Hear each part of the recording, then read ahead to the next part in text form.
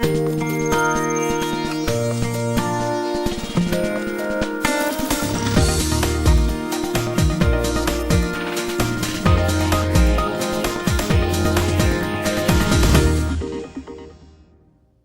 our previous lesson, we introduced the idea of a solution of a system of two linear equations, and we talked about one way to find such a solution.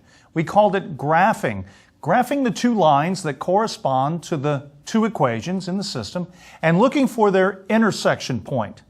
When we finished that lesson, I mentioned a few reasons why the method of solving by graphing is a bit weak, and I hinted that it would be nice to have some other ways to solve these systems. So in this lesson, we're going to talk about two such ways to solve the systems that don't need the visual or the graphical approach. They're going to be much more algebraic, and they have names. They're called the method of substitution and the method of elimination. So let's start by talking about the method of substitution.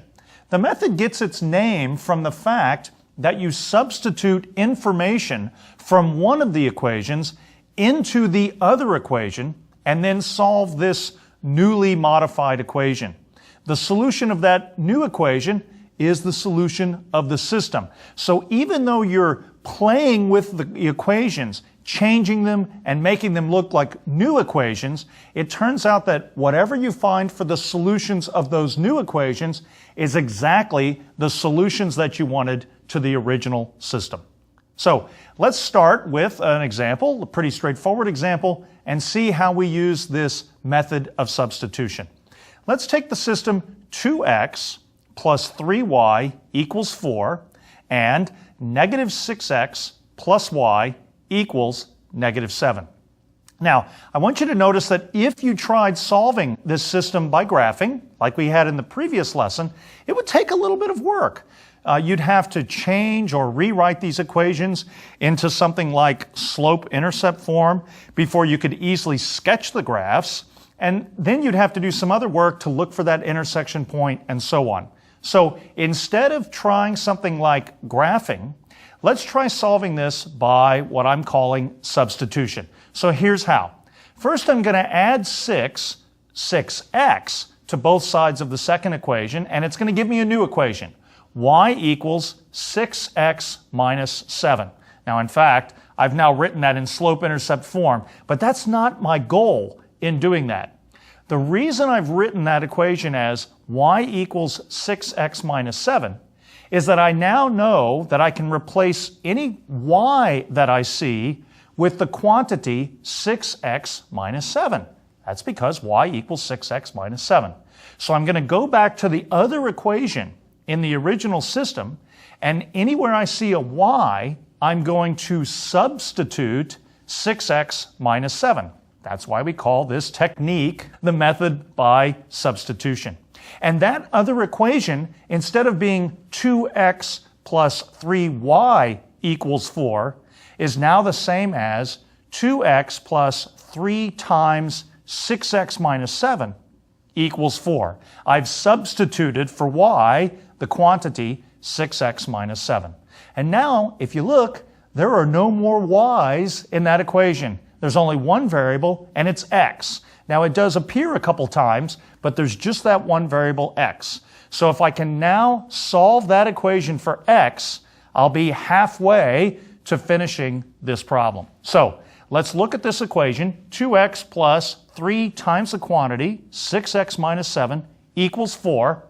And let's start trying to solve that for x. The first thing I'm going to do is distribute that 3, and that's going to give me 2x plus 3 times 6x minus 3 times 7 equals 4. We have to distribute that 3 with the 6x and with the 7. And that means I have 2x plus 18x minus 21 equals 4. 2x and 18x added together gives me 20x, so I have 20x minus 21 equals 4. I can add 21 to both sides, and that gives me 20x equals 25. And if I divide both sides by the 20 to get the x by itself, I will have x equals 25 over 20, which is the same as 5/4. So I now know that x equals 5/4 is actually part of my solution of the system. That's great. Now I need to find the value for y. Well, I knew that y equals 6x minus 7. So if I plug in x equals 5/4 into that equation, I can get y. And namely, I'm going to have y equals 6 times 5/4 minus 7. Remember, x is 5/4. And that's the same as 3 times 5/2 minus 7, or 15/2 minus 7. And if I get a common denominator, that's the same as 15/2 minus 14/2.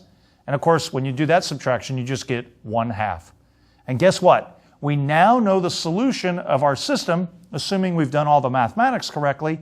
It's going to be x equals 5/4. I found that a few moments ago. And y equals 1/2. If we wrote that as an ordered pair to think about a point in the xy plane, it would be 5/4 comma 1/2. Now, as I mentioned earlier, it might have been kind of hard to see this point, 5/4 comma 1/2, if we had solved this by graphing. Even with graph paper, 5/4 and 1/2, neither of those are whole numbers. It would have been hard to see that. But I'd like to suggest that we get into a good habit of checking our solutions to these systems.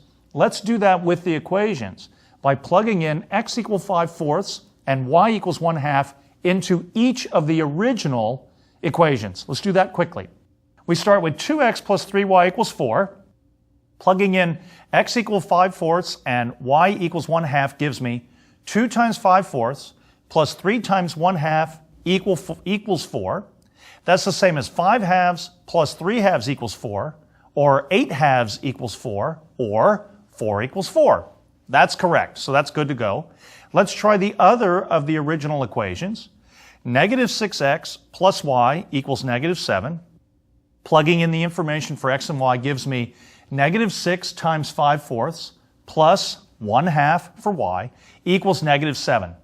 That's the same as negative 15/2 plus 1/2 equals negative 7, or negative 14/2 equals negative 7, or negative 7 equals negative 7. That's also true. So the solution worked for both of the original equations, and therefore I'm guaranteed, I'm certain, that x equals 5/4 and y equals 1/2 is the solution of that system. Now, I'd like to look at a second example of solving by substitution, just to make sure we have it down. So let me suggest, if you'd like, that you try this one first on your own, if you want, and then we can check back together to see how you did. Solve the following system. 4x plus 2y equals 8, and y equals 2x plus 1. Okay, so what answer did you come up with? Well, let's solve it together and let's make sure that we got the same answer. Notice that the second equation in the original system already had one of the variables isolated or by itself. Notice that y equals 2x plus 1 was given to us. So we can just substitute 2x plus 1 in for y in the first equation and see what we get. So let's do that. That first equation was 4x plus 2y equals 8. I know that y has to be the same as 2x plus 1, so I'm going to put 2x plus 1 in for y, and it's going to give me 4x plus 2 times the quantity 2x plus 1 equals 8. And that's the same as 4x plus 2 equals 8. I just used the distributive property again. And that's the same as 8x plus 2 equals 8, or 8x equals 6 after I subtract a 2 from both sides. So x has to be 6 divided by 8, which is the same as 3/4. So we now know that our x value in the solution is 3/4. Well, what about the y value? We'll go back to the original equations again. We knew that y equals 2x plus 1.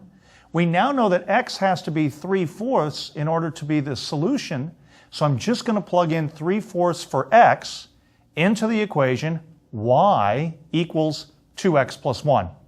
And when I do that, I'll have y equals 2 times 3/4 plus 1.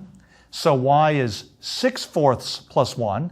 And if I get a common denominator of 4, that's the same as saying y equals 6/4 plus 4/4. And that's the same as y equals 10/4 when you do the addition. And simplifying that fraction just a bit gives me y equals 5/2. So the solution of my original system is the point 3/4, 5/2. We can check this by plugging these values into the original equations and confirming that everything is correct. We could also just sketch the graphs of the two equations to see if the intersection point is 3/4, 5/2. Well, I'm going to suggest we try that graphical approach here instead of plugging in the numbers and checking everything. I always like to go visual if we can. And if you look at those graphs for just a second, you'll notice that there is an intersection point, and it appears that the x-coordinate is just less than 1, maybe like 3/4, which is what it's supposed to be, and the y-coordinate looks like it's somewhere between 2 and 3, kind of like 5/2, which is 2 and 1/2. And this gives us a good sense that we found the correct solution. Of course, if we wanted to be completely confident in the answer, we'd actually have to plug our numbers back into those equations to make sure everything worked. And if you want to do that, I think it would be a great idea to plug those numbers in just to make sure. Now, before I move on to the next example, let me point out again that using the method of graphing from the previous lesson, it may have been hard for us to see the exact solution. So this example again points out that the method of graphing, although it's nice, and if you're a visual learner, it's a really wonderful way to find those solutions. In this case, it can be very hard to find the exact solution unless the coordinates of that point are whole numbers. So I wouldn't mind if we use the method of graphing always, but it can be very hard to find the exact answer sometimes. And that's why something like the method of substitution is so great.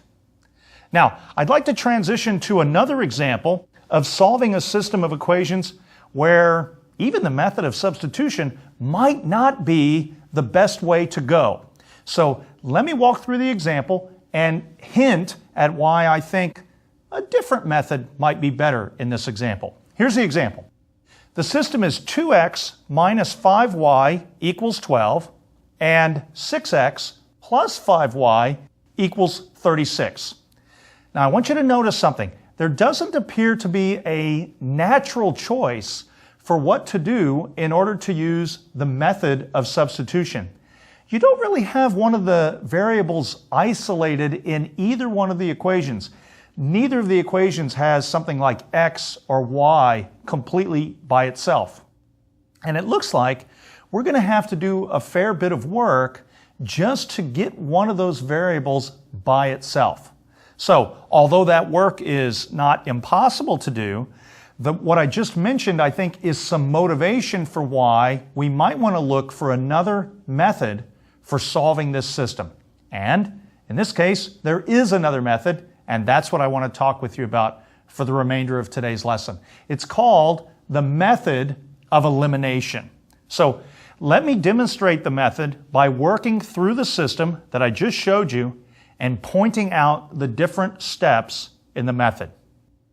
So first, I want you to notice that if we added the two left-hand sides of the system that I gave you, you would have the following: 2x minus 5y plus 6x plus 5y. If you add those two together, the 2x plus the 6x gives you 8x, and the minus 5y plus the 5y gives you 0y. So you actually have 8x plus 0y, which is the same as 8x. Now, what significant thing just happened? Well, the y, the variable y, was completely eliminated. And this is where we get the name for this method, the method of elimination. If you add the full sets of equations now, both the left-hand sides and the right-hand sides, it turns out that what you'll be left with only has one variable because the y gets eliminated. So now, go back to the original set of equations and just add both the left-hand sides and the right-hand sides, and let's see what you get. Well, you have 2x minus 5y equals 12, and 6x plus 5y equals 36. We know that the sum of the left-hand sides of the equations is just 8x. We did that together a moment ago. And the 12 plus the 36 is 48. And so now you're left with a new equation. 8x equals 48. And that equation only has one variable. The y has been eliminated. You just have the x. So if I just take 8x equals 48 and do a little more algebra, I can actually find the x value, which is part of the solution of this system. It's really cool. So let's take that, 8x equals 48, and divide both sides by 8. On the left-hand side then, I'll just have 1x, or x, because the 8's will cancel. And on the right-hand side, I'll have 48 divided by 8, which of course is 6. So here's the point. That value, x equals 6, is actually part of the original system of equations. So we need to keep that in mind, x equals 6. I now need to find the y. Well, what do I do? Well, I know x equals 6, so I can go back to either of the original equations, plug in 6 for x, and solve for y. And it doesn't matter which of the two original equations you choose. I'm going to choose to go back to 2x minus 5y equals 12, and I'm going to plug in x equals 6. Let's see what I get. Well, I'm going to have 2 times 6 minus 5y equals 12, which is the same as 12 minus 5y equals 12. And now if I subtract 12 from both sides, I'll have negative 5y equals 0, or y equals 0. So the solution of the system appears to be 6, 0. Let's check. I've got 2x minus 5y equals 12. And if I plug in 6 for x and 0 for y, I'll then have 12 minus 0 on the left equals 12, or 12 equals 12. So that's true. Let's try the other equation now, which hasn't really played much of a role in this example. I have 6x plus 5y equals 36. I can plug 6 in for x and 0 in for y, and I'll have 6 times 6 plus 5 times 0 equals 36, which is the same as 36 plus 0, which is equal to 36. And of course, that's just 36 equals 36. That's also true. And that means we're done, that we really did have the right solution, x equals 6 and y equals 0. So that was good. That was the method of elimination. Now I want to try a second example that also uses that method to see if we've got the idea down. So let me suggest that you try this one first if you want, and then we'll get back together in just a moment. So here's the question. I want us to solve the following system by elimination. The system is 5s plus 4t equals 27, and 3s plus 4t equals 31. Now, let me give you a bit of a hint, just in case you weren't sure how to start that problem. I'm going to give you the hint that the t variable is the one to try to eliminate. Okay? Now, let me also point out before we move forward that the variables here are not x and y. They are s and t. But that is not a problem at all. It's just new names, and that's not going to be an issue for us. We just need to remember that one of the variables is s, the other one is t, so the solution is going to be some number for s and some number for t. Now, let's start the problem by trying just to add the two equations together. In fact, that's what I did in the previous example, so let's just add them both together and see what we get. When I do that, I'm going to have 8s plus 8t equals 58. Now, what happened? Or maybe I should ask it this way, what didn't happen? Well, what didn't happen is that neither of the two variables got eliminated. You still have some s and you still have some t floating around in the equation. That's a sign that what we did didn't really help us. Now, what we did was legal, it was mathematically correct, but it didn't help us at all. So we should try something other than adding the two equations together to see if we can eliminate a variable. And if you look at those original equations again, you realize that if you can subtract one of the equations from the other, then the t's will be eliminated. So I'm going to subtract the second equation from the first. Let me think of it this way. Let's multiply the second equation by -1, and then let's add. If you multiply the second equation by -1, then that equation becomes -3s minus 4t equals -31. And if you add that to the original first equation, 5s plus 4t equals 27, you're left with 2s equals -4. Notice that by adding the 4t and the -4t, we've eliminated the t. You're down now to just the variable s, and so you can solve that for s. Now, before we move on though, let me point something out. There's a common mistake that students often make when they have to multiply by -1 throughout one of the equations, as I just did a moment ago.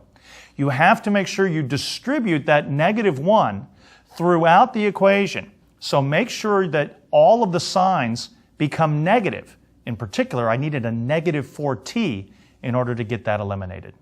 Now, once that t's been eliminated and I have 2s equals -4, I can just divide both sides by 2, and I'll have s equals -2.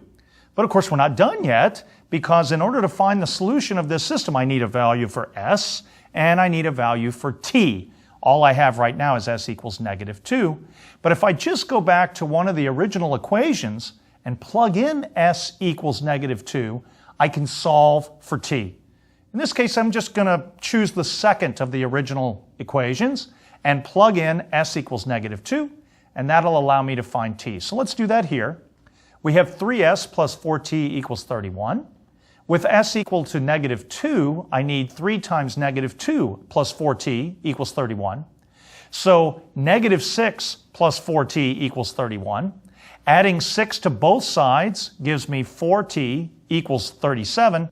So t equals 37 divided by 4. And that means our solution is s equals -2 and t equals 37 over 4. Now, if you want to write that as an ordered pair, you can, just as -2 comma 37 over 4. But the key now is that you have to remember which one of those was s and which one of them was t, because we're no longer using the variables x and y. But as long as you keep that straight, s equals -2 and t equals 37 over 4, you can actually write the solution as an ordered pair. And let me just point out again, at the risk of sounding like I'm really down on the method of graphing, I hope you realize that if you tried to draw the graphs of these two lines and spot the point -2 comma 37 over 4, that would have been really hard to do. I would have given you 2 gold stars if you could actually see 37 over 4 exactly. So let's, before we move on to another example, just make sure that -2 comma 37 over 4 really is our solution, and then we'll keep going. How do we check that it really is? We go back to the original equations, plug in -2 for s and 37 over 4 for t. Here we go. 5s plus 4t equals 27. That means 5 times -2 plus 4 times 37 over 4 needs to equal that 27. That gives me -10 plus 37, because those 4's are going to cancel each other. And -10 plus 37 is 27. 27 does equal 27. That checks. Now let's try the second equation. 3s plus 4t equals 31. Plugging in -2 for s and 37 over 4 for t gives me 3 times -2 plus 4 times 37 over 4 equals 31.